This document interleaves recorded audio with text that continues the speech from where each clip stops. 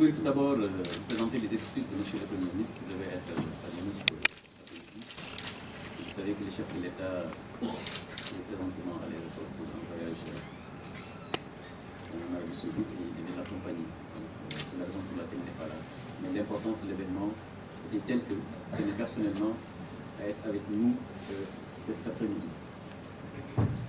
Je voudrais donc, au nom du chef de l'État et en son nom, au nom du Premier ministre, vous dire tout le plaisir que j'ai après que son Excellence, M. Macky Sall, ait instruit de renforcer le rôle moteur et la place centrale du secteur privé dans la deuxième phase du plan Sénégal émergent et quelques jours après l'adoption en Conseil des ministres de la loi d'orientation sur les PME que nous avons adoptée la semaine dernière.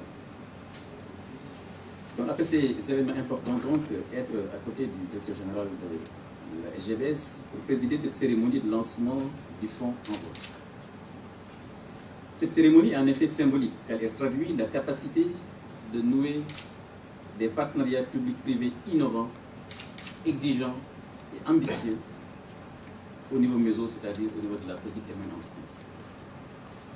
Or, ces partenariats publics-privés constituent le cœur de la politique du chef de l'État et du plan Sénégal émergent, et donc le marqueur du succès de cette politique d'émergence. Je crois que, chers amis, si nous faisons un rapide survol de notre actualité économique, on peut constater qu'entre 2001 et 2014, l'Afrique a connu une croissance de son PIB de plus de 5% en moyenne. Et le Sénégal, depuis 2015, connaît des croissances au-delà de 6,5%. 7% en 2018, plus de 7% en 2018, plus de 7% en 2019. Rappelez également aux banques, en général, et à la Société générale des banques en particulier, que le Sénégal a un cap. Nous savons où nous allons. Nous savons également quel type de croissance nous voulons. Nous avons dit au-delà de 7%. Donc, soyez rassurés que nous avons un référentiel qui vous permet d'investir, vous l'avez fait, sur une période de 5 ans. Le plan Sénégal émergent jusqu'en 2035. Mais rappelez également que le cœur du plan Sénégal émergent du PME, c'est quoi? Notre objectif, c'est de faire des petites et moyennes entreprises des champions du monde dans la création d'emplois et de richesses. En faisant quoi? En faisant 3 choses. Tout d'abord, c'est créer un cadre pour nos PME qui leur permet d'exploiter les 3 avantages compétitifs dont a besoin une PME. C'est le talent de nos jeunes, que vous connaissez tous. Nous avons des jeunes extrêmement brillants dans les technologies de l'information et de la communication, dans l'agro-industrie, dans la transformation. Donc le talent, la technologie qui est également disponible, mais surtout le capital. Et vous venez de poser un acte extrêmement important au niveau de la Société générale de banque, puisque vous venez de combler donc le 3e pilier essentiel pour une petite entreprise. Le talent, la technologie et le capital. Et le fonds Envol permet justement de résoudre cette équation qui est une équation extrêmement difficile pour nos petites entreprises. Le 3e élément, donc, le 2e élément, après le cadre, c'est mettre en place, à travers nos politiques publiques, des dispositifs qui permettent d'avoir un passage massif en matière de financement des petites entreprises. Passage à l'échelle. Chers amis, nous sommes, vous le savez tous, à l'ère de la zone de libre-échange continentale africaine, où le Sénégal va entrer dans un espace où l'objectif c'est d'augmenter le commerce intra-africain. Donc quelque part, nos PME seront également en compétition avec des PME d'autres pays.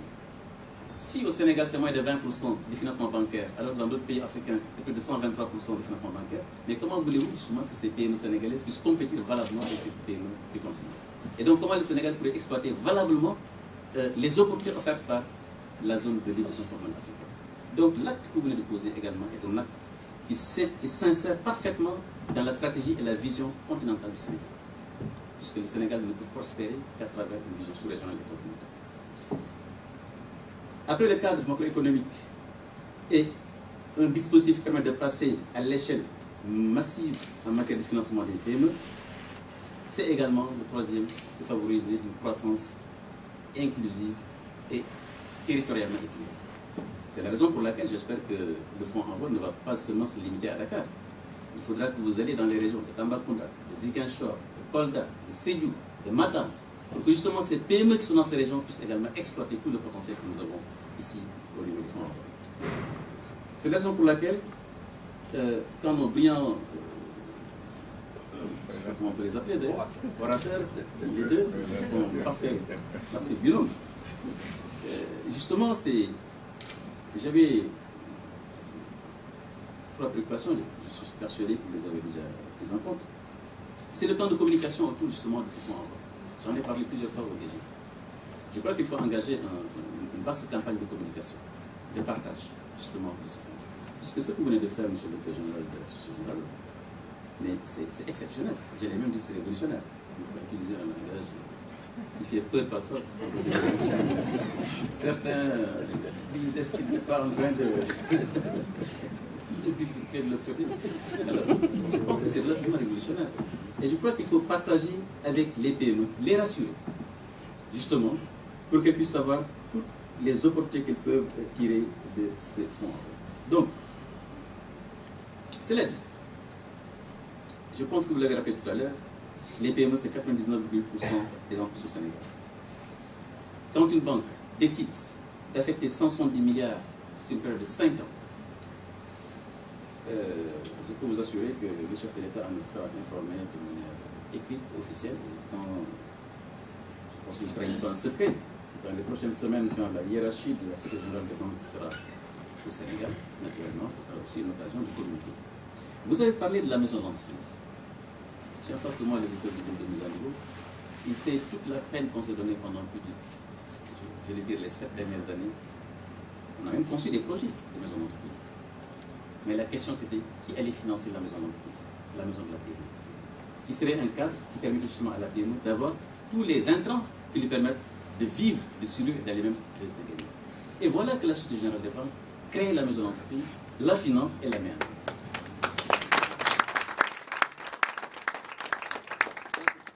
Pour une fois, il faut applaudir vraiment la banque. Je sais qu'on n'est pas toujours... Pour une fois, vraiment, on vous applaudit chaleureusement parce que vous venez vraiment de faire quelque chose d'exceptionnel. Vraiment, je suis très très satisfait, donc je ne vais pas trop m'apesantir sur le discours officiel, mais tout ce que je peux suggérer simplement, monsieur le directeur général, c'est que nous puissions justement, dans un délai très court, engager une vaste campagne de communication pour ce fonds en communication que vous connaissez uniquement, mais également sur le terrain. Aller dans les chambres de commerce, rencontrer les PME, rencontrer le secteur informel. Je vois l'Union en face de moi. Pour que justement, avec récemment, comme je vous l'ai dit tout à l'heure, le projet de loi que nous avons adopté sur la PME, qui créera le statut de l'entrepreneur, qui peut être le chauffeur de taxi, le coiffeur du coin, ou la coiffeuse du quartier, qui peut être le boutiquier du coin, que tous ces acteurs-là puissent justement être intégrés dans la partie formelle et bénéficier de ce fonds. Quand on estime après à 2 millions des PME du secteur informel, si vous prenez à peu près 80%, ça me fait après 1 million 600 entrepreneurs que nous pouvons justement mettre dans le circuit formel à travers tout simplement une modeste cotisation de 100 000 francs qui leur permet justement d'être formalisés. Et là, c'est également un vivier sur lequel on peut travailler. Mesdames, Messieurs, c'est pourquoi je voulais vraiment saluer cette proposition conjointe du partenariat public entre l'ADPME et la Société Générale, consistant surtout à allier la notation financière de la PME, services d'appui non financiers et services financiers. Et je suis persuadé que vous avez ouvert une voie que d'autres vont suivre, parce que nous connaissons la difficulté des PME, l'accès aux services financiers, accès aux services non financiers, accès au marché. J'espère que les assureurs qui m'écoutent, qui m'entendent, j'espère aussi qu'ils vont également essayer de bouger. Parce que nous sommes un peu fatigués de voir les marchés brûlée et que nulle part nous ne voyons vraiment pas une grosse compagnie d'assurance qui essaie de, voilà, de proposer quelque chose. Voilà. L'État va mettre 50 milliards pour moderniser les marchés. Il serait bon que ceux-là, dont le métier, c'est justement proposer des services pour le sinistre, se présente aussi et accompagne ce secteur. Et je crois que il ne faut pas être frileux, il ne faut pas être peur, il ne faut pas avoir peur. Parce que ce que j'ai dit tout à l'heure sur la zone de libre continentale africaine est une réalité. Si nos banques au Sénégal ne proposent pas des services financiers innovants, anticipant sur le futur, d'autres viendront d'ailleurs et vont le proposer au Sénégal. Et donc, je veux dire quelque part, nous sommes dans une coalition où nous sommes obligés d'aller ensemble et d'innover. Et je suis vraiment très très heureux de le noter. Le fonds d'envoi donc constitue donc bien une réponse structurelle aux grands défis notés sur la problématique du financement des PME. Vous avez parlé de la réduction des risques de sélection des PME ayant un profil inapproprié, souvent sur la base d'informations incomplètes. J'ai noté vraiment la question de la confiance entre la banque et la PME qui me paraît essentielle. Et je crois que sur ces questions-là, je voudrais encore une fois vous féliciter.